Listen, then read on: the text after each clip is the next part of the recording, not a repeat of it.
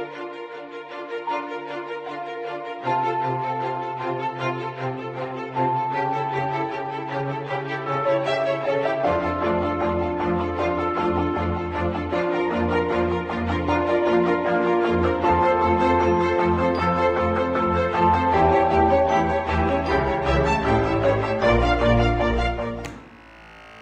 everybody, how you doing? Welcome to Passing the Positive number 9.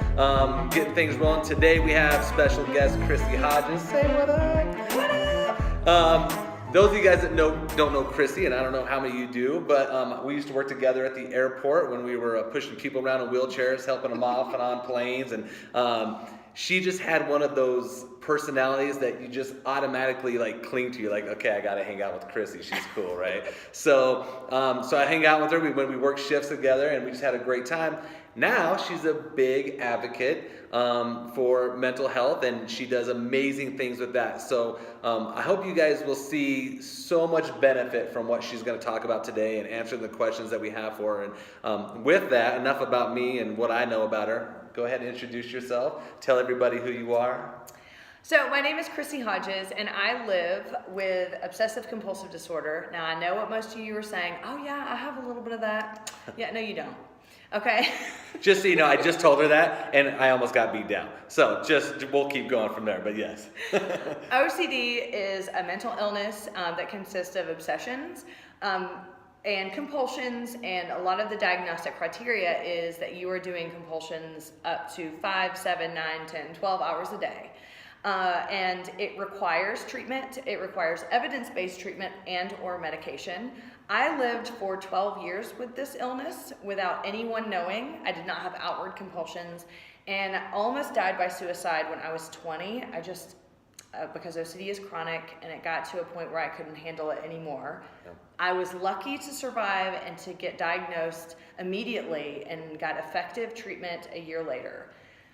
Fast forward 14 years after dealing with the stigma and shame and anger and sadness of being someone in this world with a mental illness, yeah. I decided to break my silence in 2011. I started doing public speaking. I wrote a book called Pure OCD, The Invisible Side of Obsessive Compulsive Disorder.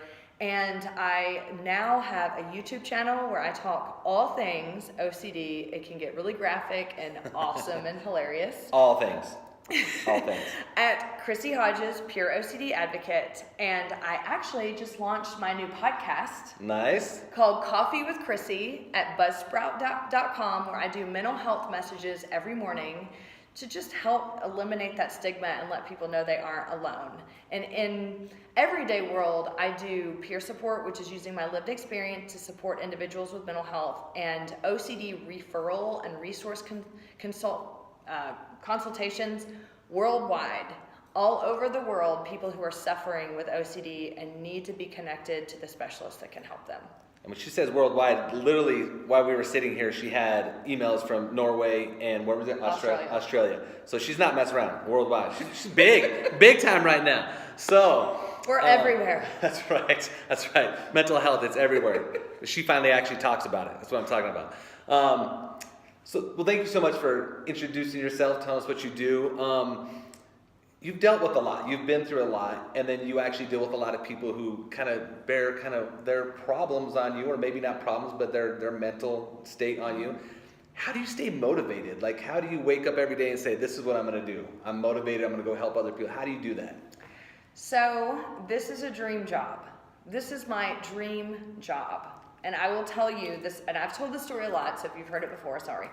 But when I was actually officially diagnosed with what I had been suffering with for 12 years, in silence, miserable, tormented every day, and then I was in the middle of treatment. I was sitting on the psychology building stairs at my college, and I looked up into the sky, and this is kind of cheesy, but I was like, one day I'm going to tell my story. One day I'm going to help people. And my OCD was like, oh, hell no, you're not. Like smack down. That's when the stigma hit, the shame of having mental illness.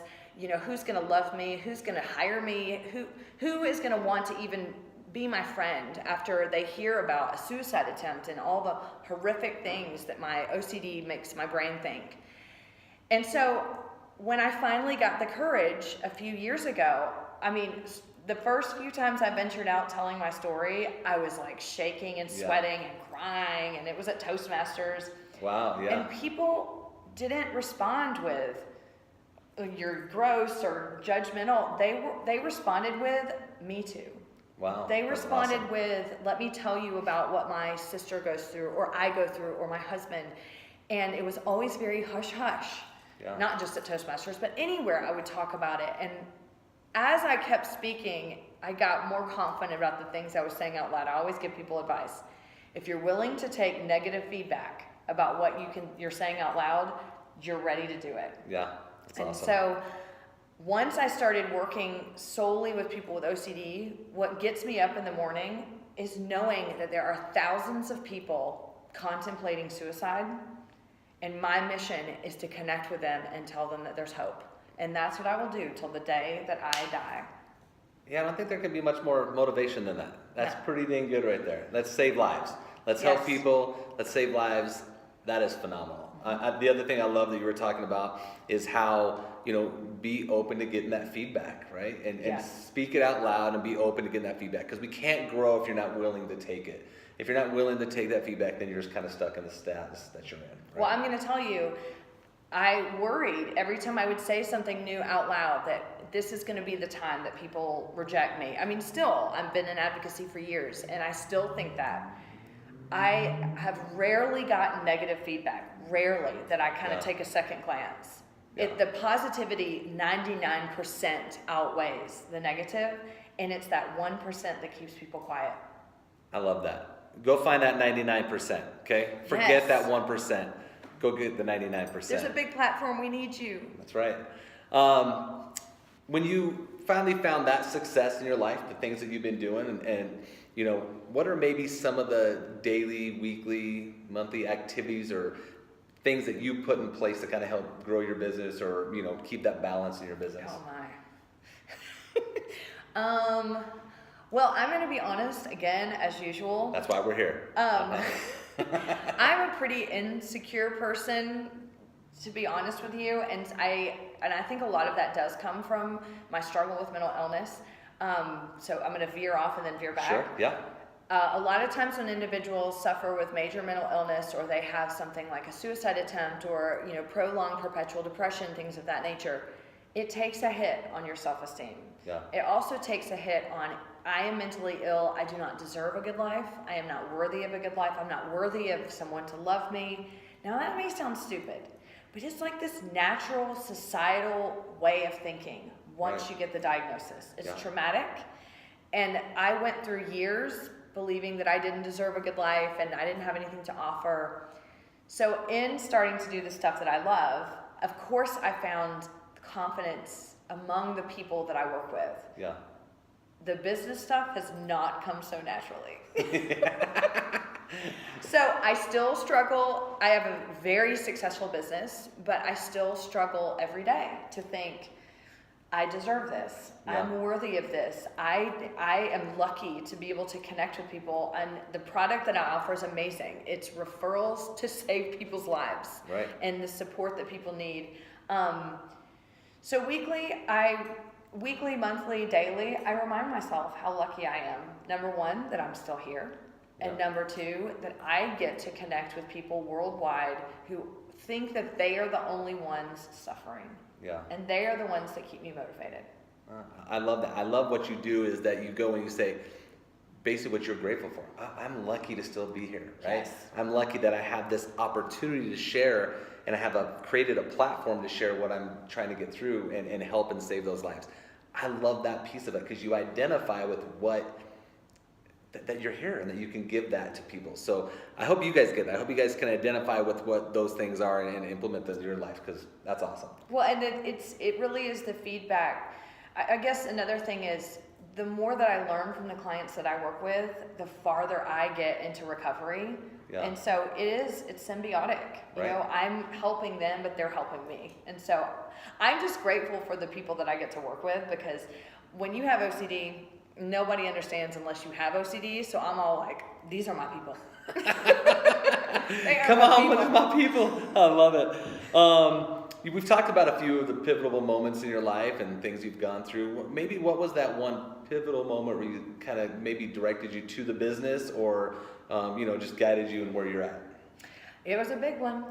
It was a humongous relapse that I had in 2011, and this was the end of the period of me thinking I was horrible and nobody would love me and all that crap that comes along with mental illness. Yeah. And I relapsed in 2011, and it was a reminder to me: you have OCD for the rest of your life, and you have a choice. You can hate yourself because of something that you can't control, right? Or you can choose to learn to love who you are and accept yourself with this and despite this. Right. It was a pivotal moment, and I remember the exact day that I was like, I'm sick of hating who I am. I'm sick of loathing this disorder. Yeah. I'm ready to do something, and the only thing I knew is that giving back makes me feel better. Connecting with people, that connectedness with other people, makes me feel less alone, less shameful. And so that's when I just said, I mean, seriously, I really, it was like 2012, and I went, I'm going to become an advocate. And I just started calling myself an advocate. I didn't know what I was doing. Yeah. And then eventually it's like I bought into my own advocacy. And then you realize that people are suffering everywhere, and they are thirsting for someone to speak up so they don't feel so alone. And so that was the pivotal moment for me, and it was like the best thing that was born out of one of the worst times of my life. Yeah. No, I mean, you took a major downtime and created that positive out of it. I mean, that is kind of why we're here, right? Passing the positive. That's huge. So many people go through that and don't know how to rebound, don't know how to kind of answer the call, and you did. That's amazing. Great job on that, Thank Chrissie. you. Can you name maybe that one person in your life that was, a huge factor in your life, that maybe gave you something that you used, in those times where you're down, or brought you from where you need to be? You mean it from the business standpoint, or just in general? Just in general. I'm going to give a shout out to a person that I met a few years ago. She is one of the dearest persons in my life, Margaret Sisson. She is an advocate. Her son passed away from OCD and addiction, and she also, born out of that horrific experience, has become a major advocate. Yeah. But even before Riley, his name is Riley, and he is amazing. Even before he passed away, she and I just connected, and there was just this kindred advocacy spirit. We both are on the same mission to help spread awareness. And throughout the years of our friendship building and just that camaraderie of having that sole goal of reaching Right. people, it Yeah. hasn't been monetary, it hasn't been anything else other than we want to reach people on a deeper level, and we're both coming from a different angle. Parent, suffer, Yeah. and then of course her wonderful son and her wonderful son Sarah, who is also amazing. She has really just been that rock for me. Yeah. And somebody that I know when I'm crashing to the bottom, she'll be there to catch me. And moving forward, she's somebody I know I can always trust, and that will always have the same goal in mind, which is to connect with people and help people know that they're not alone. And I think it's so important that we all have that person, that we all have that rock, because we're all going to go through those points in our lives where we're going to be down. Who's going to bring you back up? Who's going to catch you so you don't fall any further? And then who's going to build you back up to be back into that positive nature that you need to be in, right? So that's huge, and I'm glad she's there for you. That's awesome. Last question. Give us something that maybe is a best practice for you, something that people can implement into their life that, whether they're suffering from OCD, they don't suffer from anything, just something they can implement that you think would help them. Oh, there's so many things. I would say in combination, because I know that you like to talk a lot about business on here, but in combination with business, mental health, and anything in life in general, and I was just talking to you about this, a lot of times there's nothing on the other side of fear. All there is fear. And sometimes fear is so potent and powerful that it can make you do things that scare yourself, or it can make you do things that keep you stuck or hidden. But if you just have one little ounce of courage, just like I did during that relapse, that you can push through that fear. You never know what is on the other side. And I would say oftentimes, more so than not, there's nothing on that other side of fear except for human connection and the ability to do things that you never thought were possible. I live with fear every day. I live with obsessive compulsive disorder. I have irrational fears from sometimes the moment I wake up to the moment I go to sleep. I have fears about business. I have fears about relationships. I have fears about what I'm saying on YouTube, because sometimes I'm like, oh my God, people are gonna hate me now. Did I say that? At the end of the day, all I can do is just stay true to what I believe my message is, and to always push back on fear, because that is the one thing that has kept me back for so long. And now I know it's along for the ride, but I don't have to have it standing in front of me in what I believe a successful life can be. Okay, I'm kind of speechless, which is odd because that's not me. Thank you so much. That is like the absolute best way to pretty much wrap that passing the positive up. Seriously, I appreciate you so much. I appreciate what you're doing. Real quick, tell people again about your podcast so they can plug in and how they get a hold of you if they have some questions. Go ahead. So a little shameless self-promotion. If you're interested in my book, it's called Pure OCD, P-U-R-E, OCD, by Chrissie Hodges. My YouTube channel, if you want to find more information about the type of OCD I have, please visit. It is eye-opening.